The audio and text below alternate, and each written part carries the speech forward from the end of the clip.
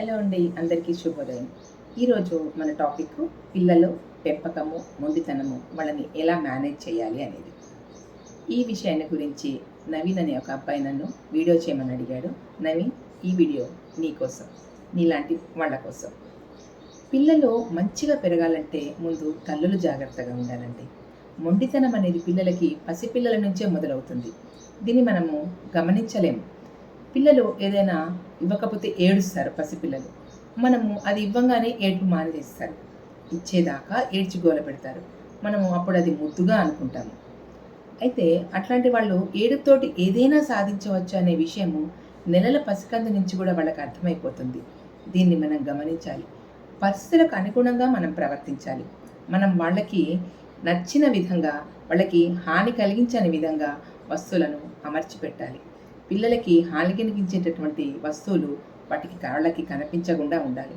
ఈ విధానంలో తల్లికి చాలా ఓర్పు అవసరం ఉందండి. మనకి పని ఉందని కానీ, లేకపోతే వాళ్ళు ఏడవద్దని కానీ, లేకపోతే వాళ్ళు అన్నం తినాలని కానీ మనం ఏం చేస్తుంటాము, వాళ్ళ పిల్లలకు ఫోన్లు ఇచ్చేసేసి కూర్చుంటాము కదా. కానీ వాళ్ళు ఏడ్చినా, అల్లరి చేసినా, ఏం చేసినా కూడా వాళ్ళకి ఫోన్లు మాత్రం ఇవ్వద్దండి. ఇది ఒక పెద్ద జాడ్యంలాగా వ్యాపించిపోయింది. పిల్లలకు కథలు చెప్పడం అనేది ఈ రోజుల్లో పూర్తిగా నశించిపోయింది. ఎందుకంటే అమ్మమ్మలు, నాన్నమ్మలు దగ్గర ఉండట్లేదు కదా. మీరు ఒంటరి జీవితాలు అయిపోతున్నాయి. అమ్మ, నాన్న మాత్రమే ఉంటున్నారు. మరి పెద్దవాళ్ళు దగ్గర ఉంటేనే వాళ్ళకి కథలు చెప్పడం అనేది జరుగుతుంది. కాబట్టి తల్లిదండ్రులు దీన్ని ఒక వ్యాపకంగా పెట్టుకోవాలి. పిల్లలకి ప్రతిరోజు కనీసం ఒక నీతి కథ అనేది వాళ్ళకి చెప్పించాలి. కానీ మేము బిజీ అనే మాటతోటి మీరు తప్పించుకోవద్దు. పిల్లలను పట్టించుకోలేనంత బిజీ ఏంటండి మీకు? పిల్లల తర్వాతనే కదా ఏమైనా. తర్వాత తల్లి మందలించినప్పుడు ఎవరు కూడా ఆ పిల్లలకి సపోర్ట్ చేయొద్దు. ఆ విధంగా సపోర్ట్ చేయడం వలన వాళ్ళకి ఒక విధమైనటువంటి భయం లేనితనం అనేది ఏర్పడుతుంది. అమ్మ తిట్టినా కూడా వీళ్ళు నన్ను దగ్గరికి తీస్తారు అనే విషయం వాళ్ళకి అర్థమైపోతుంది. తిట్టినా కూడా వాళ్ళని పట్టించుకోకుండా అట్లనే ఉంటే కొంచెం సేపు అయిన తర్వాత వాళ్ళు తన మొండితనాన్ని మార్చుకొని మానేసి వాళ్ళు దగ్గరికి వస్తారనమాట. తర్వాత పిల్లలకి పర్టికులర్గా ఈ పని చెయ్యి అని చెప్పొద్దు మనం. వాళ్ళది కంపల్సరీ చెయ్యరు. వాళ్ళని ఏది కూడా మనము ఆజ్ఞాపించొద్దు. పిల్లలలో మొండితనం అనేది అట్లనే మొదలవుతుంది. నువ్వు ఇట్లా చేయాలి, నువ్వు అట్లా చేయాలి అని వాళ్ళకి చెప్పొద్దు. నువ్వు ఇట్లా చేస్తే బాగుంటుందేమో, నువ్వు ఇలా చేస్తే బాగుంటుందేమో అని వాళ్ళని సామరస్యపూర్వకంగా, స్నేహపూర్వకంగా వాళ్ళ మనసును మార్చడానికి మంచి మాటలతోటి ప్రయత్నం చేయాలి. ఇందుకు చాలా ఓర్పు అవసరం అండి. తల్లి ఈ విషయంలో చాలా ఓర్పుగా ఉండాల్సి వస్తుంది. కంపల్సరీ తల్లికి తండ్రి ఇట్లాంటి విషయంలో సహకరిస్తేనే తల్లి సాధించగలుగుతుందన్నమాట. పిల్లలు చిన్నప్పటి నుంచి పిల్లలకు పనులు చేయడం అనేది అలవాటు చేయాలి. మా పిల్లలు ఈ పని చేయలేరు, మా పిల్లలు లేటుగా లేస్తారు, మా పిల్లలకి ఇవి చేత కాదు. ఈ రోజుల్లో ఇది అలవాటు అయిపోయింది. పిల్లల్ని గారాబాగా పెంచుతున్నామని మీరు అనుకుంటున్నారు, కానీ వాళ్ళని లేజీ ఫెలోస్గా తయారు చేస్తున్నారు. చిన్నప్పటి నుంచి పని చేయడం అలవాటు ఉన్న పిల్లలు పెద్దయిన తర్వాత ఏదైనా సాధించగలుగుతారు. తర్వాత చిన్న చిన్న పనులు అలవాటు చేయడం వలన వాళ్ళకి కష్టము అనేది తెలుస్తుంది. కష్టం తెలియకుండా పిల్లల్ని ఎప్పుడు కూడా పెంచొద్దండి. మనం బాగా సంపాదిస్తున్నాం. ఈ రోజుల్లో అందరూ కూడా సాఫ్ట్వేర్ ఎంప్లాయీస్ ఎక్కువ కూడా, వాళ్ళకి చాలా జీతాలు వస్తున్నాయి. మా పిల్లల్ని ఏ కష్టము తెలియకుండా పెంచాలి అనే మాట ఒకటి. మేము కష్టపడ్డాం చిన్నప్పుడు, కానీ మా పిల్లలు ఆ విధంగా కష్టపడకూడదు అనే మాట చాలామంది తల్లిదండ్రుల నోటి నుంచి వినొస్తుంది. కానీ పిల్లలకి మీకు కష్టం విలువ తెలిస్తేనే ఈరోజు మీరు ఈ విధంగా ఉన్నారు కదా. మరి వాళ్ళకి కూడా కష్టం విలువ తెలియాలి.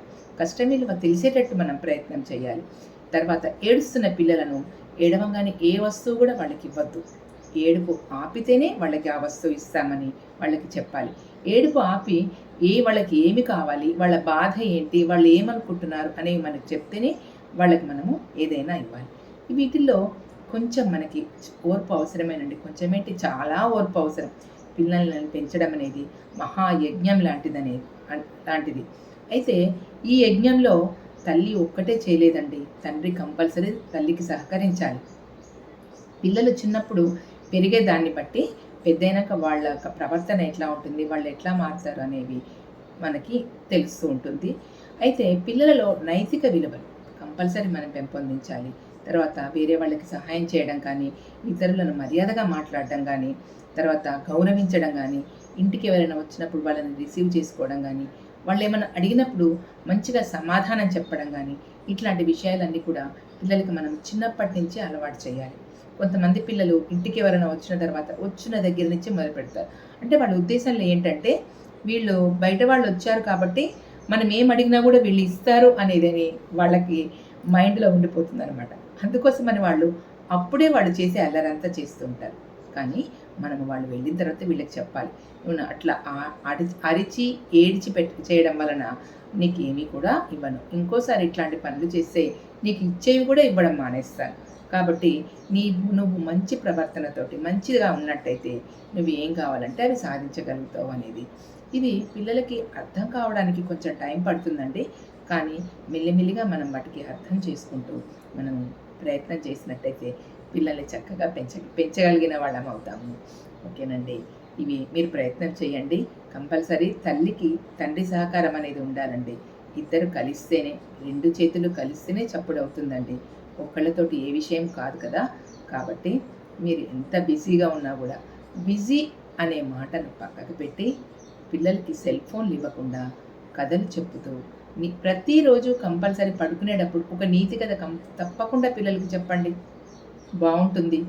ఈ విధంగా పిల్లల్ని పెంచడం వలన వాళ్ళని సత్ప్రవర్తన కలిగినటువంటి మంచి వ్యక్తులుగా పెంపొందించగలుగుతామని నా యొక్క ఉద్దేశం. మరి మీరేమంటారు? ప్రయత్నించి చూడండి. థ్యాంక్ యూ అండి.